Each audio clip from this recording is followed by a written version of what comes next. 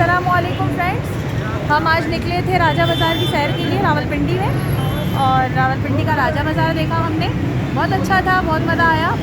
اور آج ہمارا راول ڈیم جانے کا ارادہ ہے، اور لیک ویو ہے ہاں وہ دیکھیں گے، آپ کو بھی دکھائیں گے۔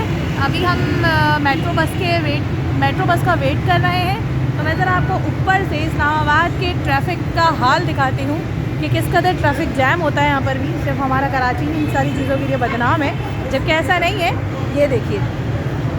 یہ دیکھیے اسلام آباد کے ٹریفک کا حال، حد نگاہ تک آپ کو گاڑیاں ہی گاڑیاں نظر آ رہی ہوں گی۔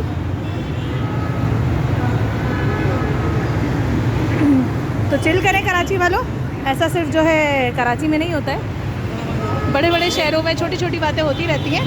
سیم یہی حال ہے کراچی کے، پاکستان کے دارالحکومت اسلام آباد۔